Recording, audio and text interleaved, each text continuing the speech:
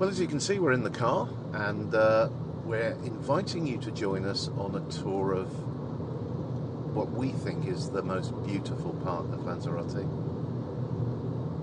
We're going to take you around some of Timanfaya and Geria, and it's a route that you can replicate yourselves. In fact, I would advise you to do it if you get the chance. It just takes you through some stunning scenery, and we'll give you the kilometerage at the end of it all.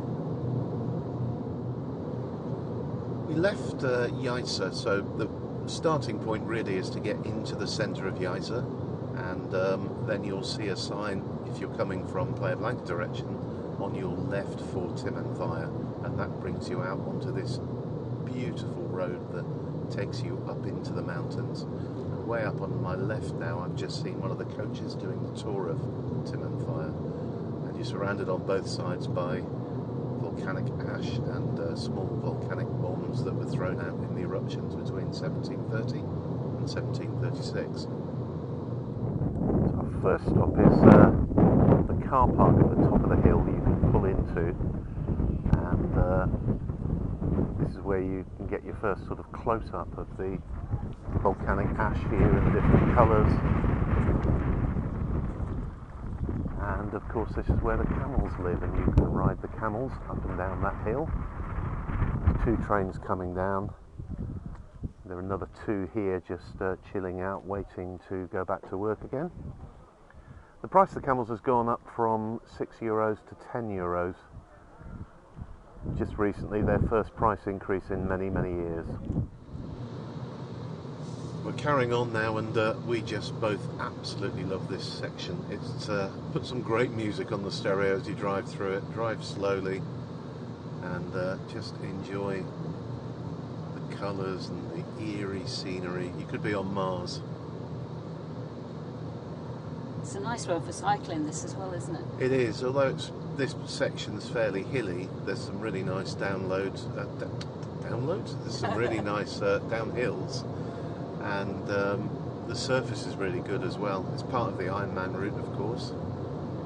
And here's two cyclists. Yeah, as if by magic. Interesting, there's a few clouds in the centre of the island, but we've just come up from the coast and there wasn't a cloud to be seen. They're quite nice though, they're just sort of white fluffy ones, aren't they? Yeah. I'll hang on till we get round the corner because we get a view down. Okay.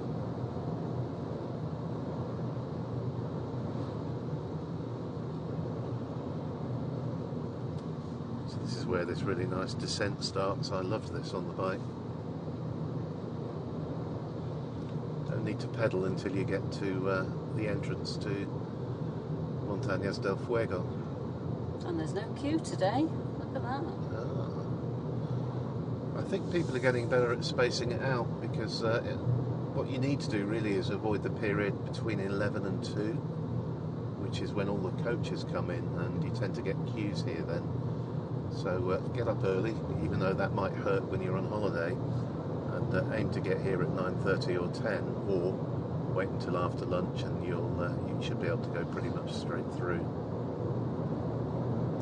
For those who haven't done it, you go up to the top and there's a restaurant, and you get a coach tour of the roads around Timanfaya itself.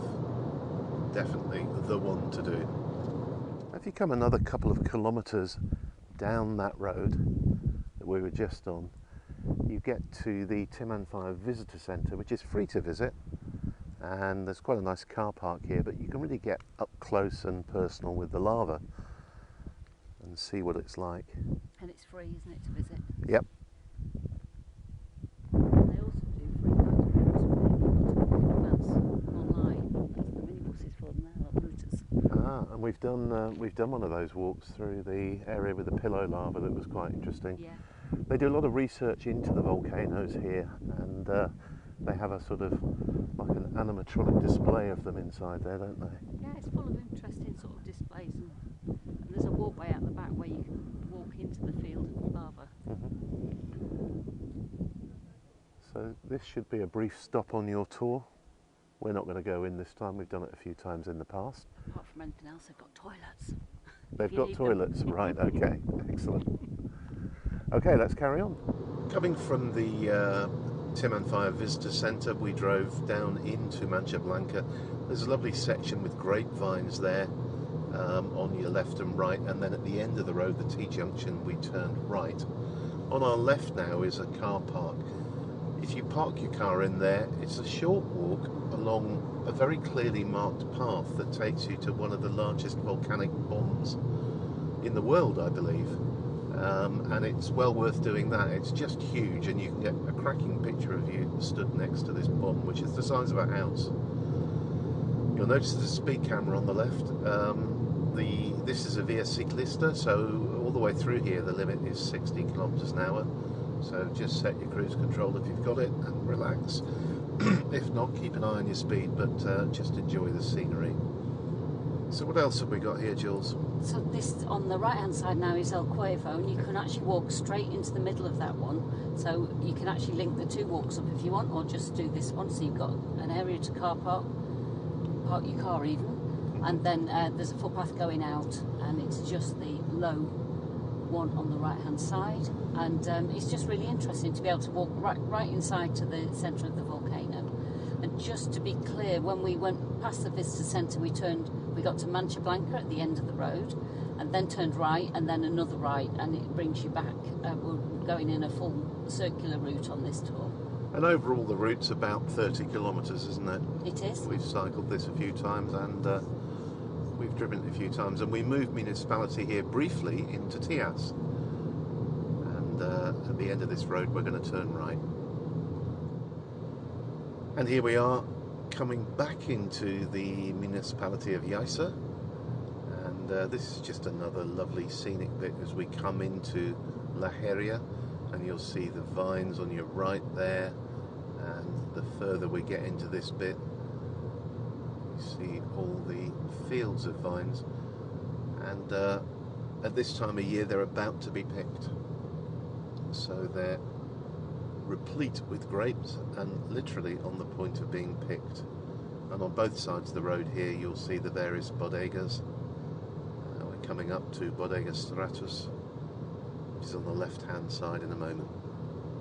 So it's the earliest harvest, isn't it, in Northern Europe? It's the earliest harvest in the Northern Hemisphere. Northern Hemisphere. So we're several months ahead of mainland Spain.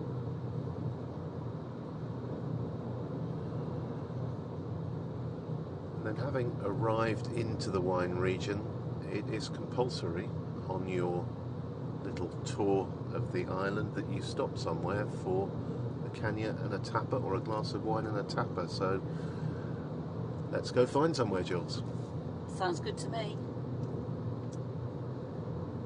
And we've pulled into Bodega La Geria, and you can see the grapes there, Timanfaya in the distance. Load of people here, much busier than I was expecting. And there's the bodega. Obviously you can stock up on your wine while you're there, but right next to it is Taberna La Cepa, and that's where we're going for our caña and a pincho, I think you promised me, Julie. I might have a vino and a pincho. A vino and a pincho. I'll have a non-alcoholic beer and a pincho.